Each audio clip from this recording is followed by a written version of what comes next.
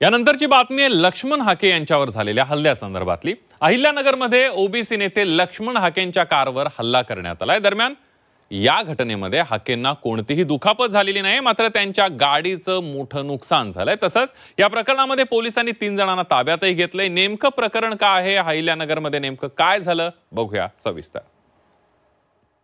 9वा हल्ला आहे, 9 वेळा हल्ला झालेला आहे। ना पोलीस डिपार्टमेंट किंवा वरिष्ठ मंडळी याच्यामध्ये दखल घेत आहेत, ना इथले कोण लोकप्रतिनिधी संबंधित मंत्री यामध्ये दखल घेत आहेत। प्रसिद्धीसाठी गाड्या फोडून घेते, हल्ले करून घेते, दुसऱ्याचे नाव घेते। 2 दिवसापूर्वी माझे सहकारी त्याचे दोन्ही हात फ्रॅक्चर केलेले आहेत, डोक्यात वार झालेले आहेत, टाकं पडलेले आहेत आणि एक पाय फ्रॅक्चर झालेला आहे। लक्ष्मण हाके यांना का बाजूला केलं मला माहित नाही। त्यांच्या कार्यकर्त्यावर हल्ले होत आहेत, प्रचंड मारहाण होत आहे। ओबीसी नेते लक्ष्मण हाकेंच्या कारवर पुन्हा एकदा हल्ला करण्यात आला। अहिल्यानगरच्या आरणगाव इथं अज्ञात व्यक्तींनी त्यांच्यावर जीवघेणा हल्ला केला। दरम्यान या हल्ल्यात हाकेंच्या कारच्या काचा फुटल्यात। लक्ष्मण हाकेंना या हल्ल्यात कोणतीही दुखापत झाली नाही।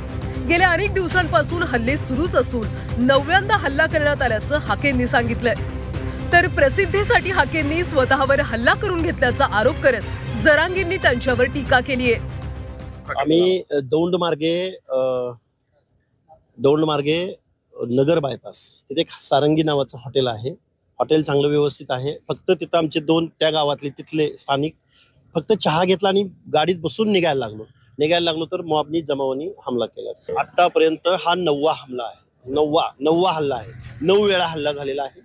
ना पोलीस डिपार्टमेंट किंवा वरिष्ठ मंडळी याच्यामध्ये दखल घेत आहेत, ना इथले कोण लोकप्रतिनिधी संबंधित मंत्री यामध्ये दखल घेत आहेत। यांच्याकडे आम्हाला या स्टंटबाजी लोकांकडे लक्ष द्यायला वेळ नाहीये। हे प्रसिद्धीसाठी गाड्या फोडून घेते, हल्ले करून घेते, दुसऱ्याचे नाव घेते, पण आम्हाला त्याच्यात वेळ नाही। इथं संकट शेतकऱ्यावर आहे आणि त्या कामाचे सध्या हाकेंवर करण्यात आलेल्या हल्ल्यामध्ये त्यांच्या गाडीचं मोठं नुकसान झालंय। ओबीसींच्या न्याय हक्कासाठी लढतोय हा आमचा गुन्हा आहे का, असा सवाल हाकेंनी या हल्ल्यानंतर उपस्थित केलाय। तर पोलिसांनी सुद्धा या प्रकरणाची दखल घेत 3 जणांना ताब्यात घेतलंय।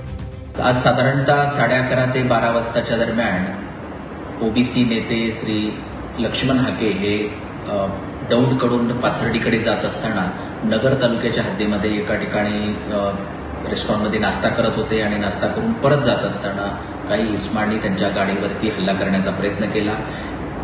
त्यांच्यासोबत असणाऱ्या पोलिसांनी त्यांना सुखरूप त्या ठिकाणाहून बाहेर काढलं आणि जे हल्लेखोर आहेत त्यापैकी 3 जणांना पोलिसांनी ताब्यात घेण्यात आलेलं आहे। नगर तालुका पोलीस ठाण्यामध्ये गुन्हा नोंद करण्यात येत आहे।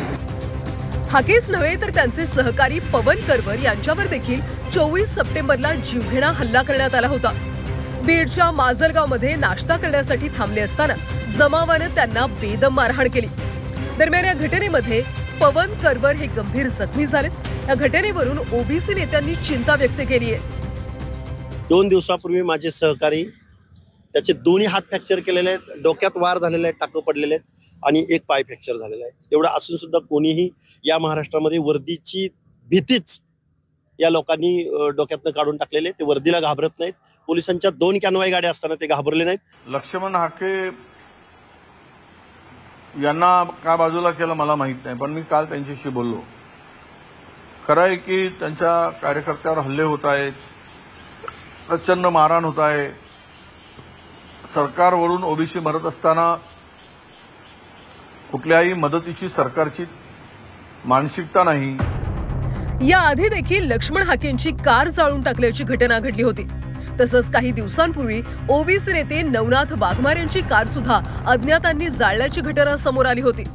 महाराष्ट्रात सध्या ओबीसी आणि मराठा आरक्षणावरून वाद सुरू आहे। मराठा आरक्षणाला ओबीसी नेते हाकेंचा विरोध आहे, त्यामुळेच वारंवार हल्ले होत असल्याची शंका देखील लक्ष्मण हाकेंनी व्यक्त केली आहे। दरम्यान हल्ल्याची गंभीर दखल घेण्याची मागणी आता हाकेंनी पोलिसांकडे केली आहे।